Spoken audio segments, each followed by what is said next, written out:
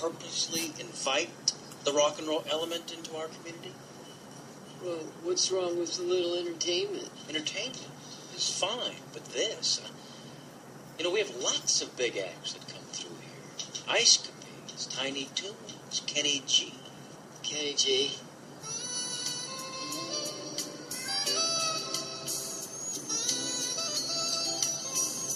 Dr. Bones, Dr. Bones, Dr. Bones.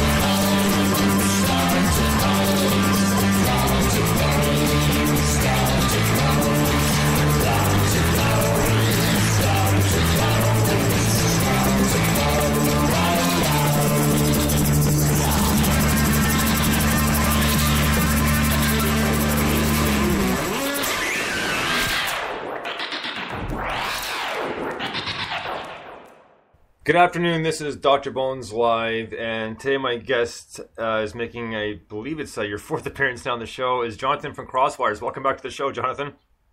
Oh, thanks for having me back, man. So, yet another great EP out. Now, just before we get started into it, I just have to ask about the title to the EP, because you always seem to have very interesting titles. This one's Interaction Dislocation, and before was Your History to Phase. Like, what was the thought behind this title? Yeah, this title come from, as Your History to Phase did, it's kind of between a couple of different ideas. Your History to Phase come from ideas that me and Ian, our drummer, both had, and we kind of merged it together, and this was the same. I liked that kind of, it's supposed to be like almost an idea of, we kind of interact with people all the time via like, how we're doing now, maybe. It's kind of, but you become dislocated from everything else, from real life, so to speak. Everyone's so taking selfies and tweeting and Facebook, and they don't really do any real life. I'm guilty of that myself a little bit. Not a selfie part. Well, and also those kind of themes crop up in the songs, especially in Progress. Right. Actually, we played that one last night on Music Saturday. Mm-hmm. Yeah. Thank you. So, yeah, we're all very impressed, and I know the Matt Andersons are big fans of yours as well, because I remember when we went to VP Saturday by Saturday playing the songs there, they were very interested in it, and as well as I am.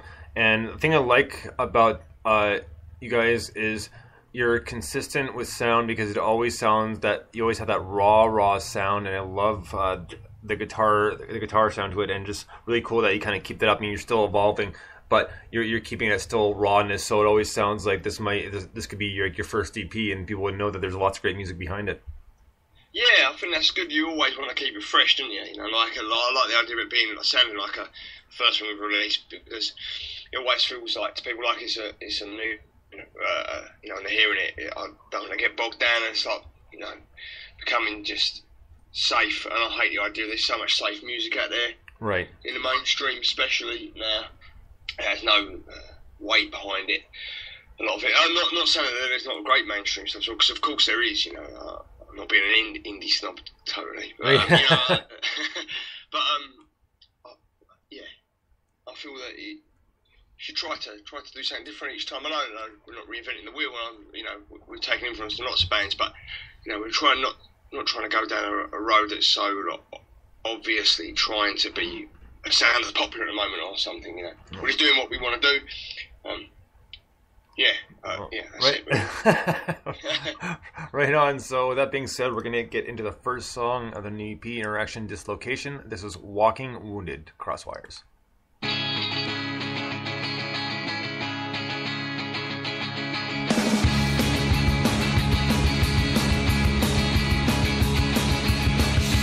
Cocaine in the kitchen.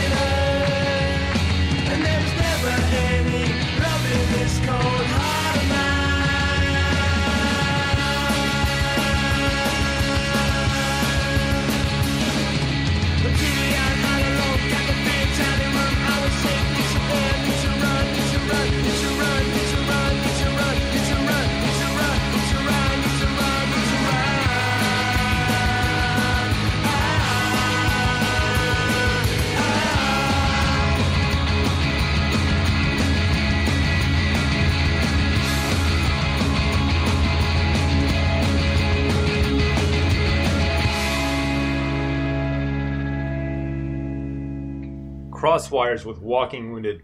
Now, this is the single that you guys put forth first before the EP was out.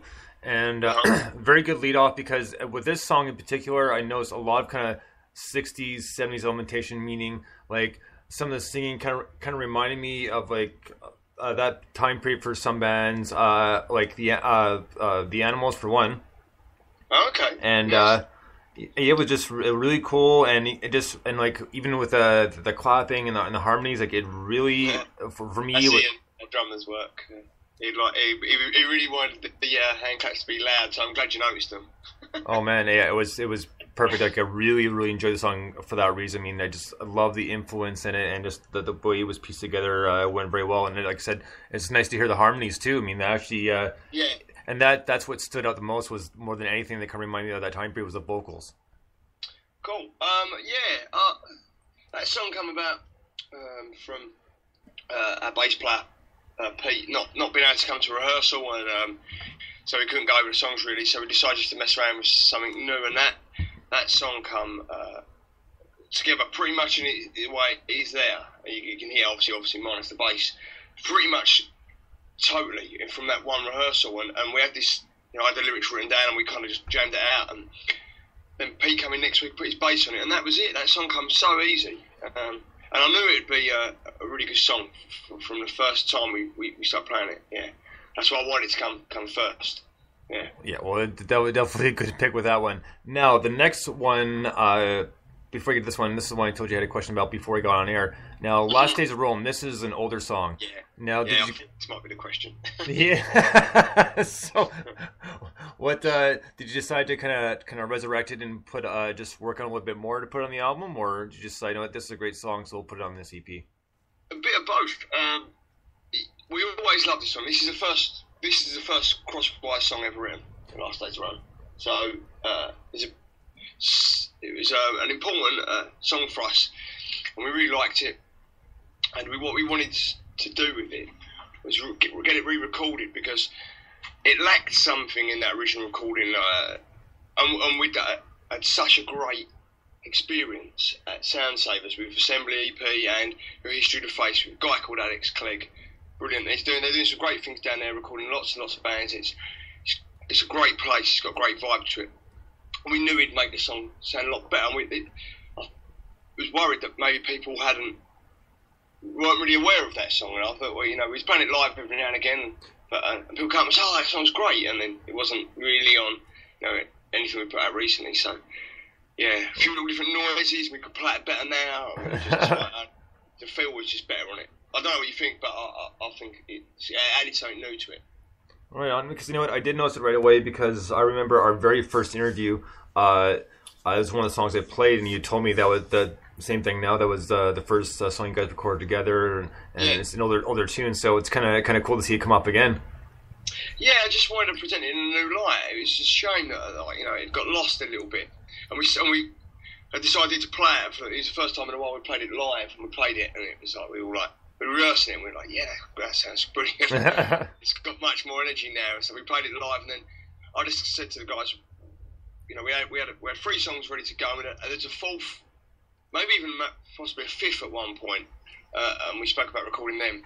But they weren't as good as that track, and I know it's like, don't really like to go over old ground, but just thought it was something that was worth saying again.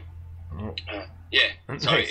it knocked out another track, which was what didn't have that same sort of energy to it. Right. Well, right on. So let's get to it. This is CrossWires with Last Days of Rome. Dig this.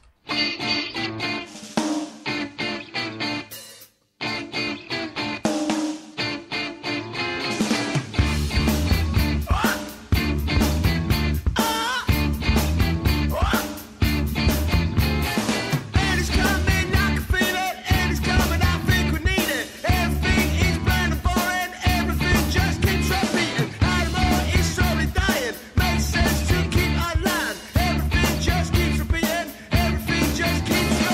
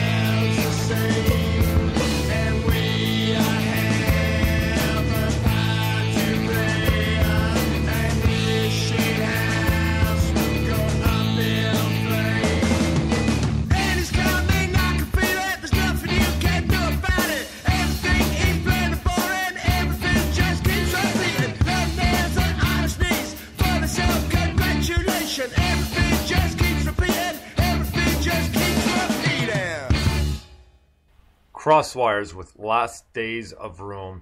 Now, I can tell you one thing. You can definitely tell it's a much cleaner recording. Yeah. Definitely. Alex Sansav has done such a great job on it. It's just really, it's really easy recording with him. Just sets up and we just bash out the songs a few times, and then we just sort of like mess around with them a little bit over dubs and stuff. But that EP was done